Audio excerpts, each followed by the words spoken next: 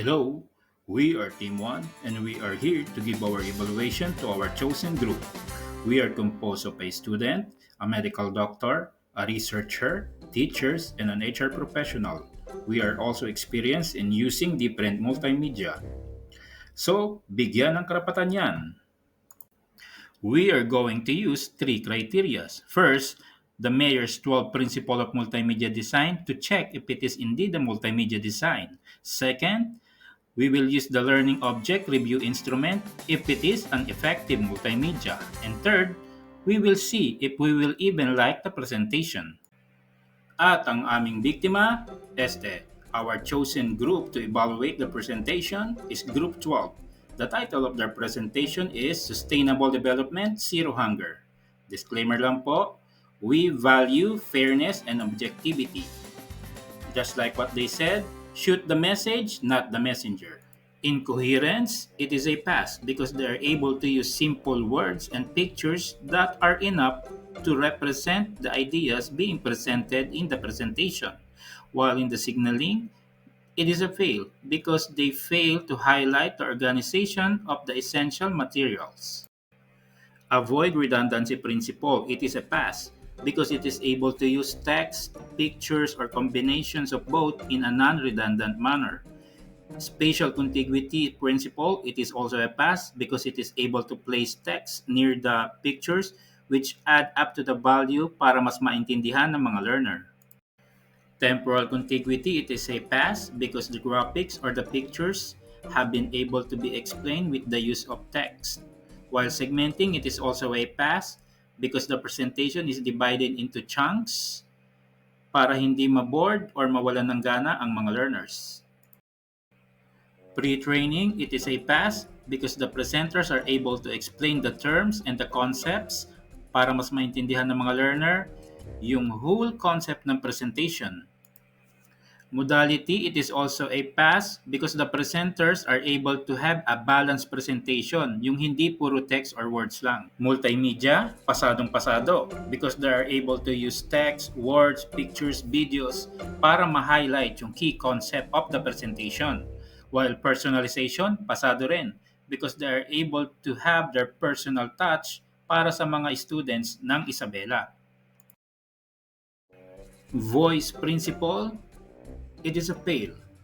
Kahit na naintindihan namin na itong presentation na to ay ipipresent by the teachers sa kanilang student, I think it is better if there are some voice-over. While image or no image, perfect. Because hindi naman kailangan ng picture or ng video na nagsasalita. In criteria 1, it is a pass. Therefore, it is a multimedia. Although binigyan namin sila ng fail sa signaling at sa voice principle, it doesn't mean na absent yon sa kanilang presentation. Hindi nga lang nila yon na i-represent as effective as the other principles, but they have given some alternative.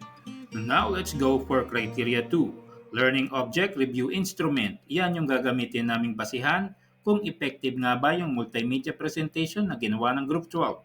For content quality, yes, very effective. Nagustuhan namin yung pagpipresent nila. It is simple and very engaging. Are the learning goals aligned with the presentation or the topics being presented? For us, hindi siya ganun ka-align because we are expecting that they will give specific examples that would answer yung mga goals or yung mga problems na pinresent ng Group 12. Feedback and adaptation, it is a pass. Although yung mga solutions na pinresent is localized or adapted para dun sa intended location ng mga learners, we suggest that the solution presented needs revision to make it more measurable. Thus, the presentation will be able to motivate yung mga learners like grade 5 and grade 6 students. Yes, it is because if I will put myself in the shoes of those learners, I would be highly motivated kasi nga highly engaging at napakaganda ng presentation. Presentation and design, it is a pass because the design has been able to enhance learning and efficient mental processing. Pero sa interaction and usability, medyo hati kami dito dahil we suggest that the other buttons may need some improvement para mas madaling gamitin. Is it accessible?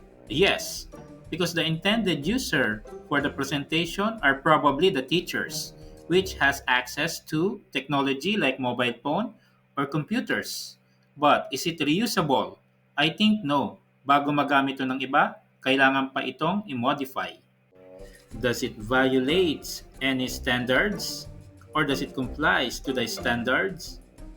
Para mas madaling maintindihan, appropriate ba yung mga content ng presentation para sa mga elementary students? We agreed on that it doesn't violate any rules and the contents are appropriate for the intended learners. Now let's move on to criteria 3. Do we even like it? Well, as a student, we definitely like it. And as a teacher, we also definitely like it. Napaka-highly engaging niya, colorful, and most of all, we enjoy viewing the presentation.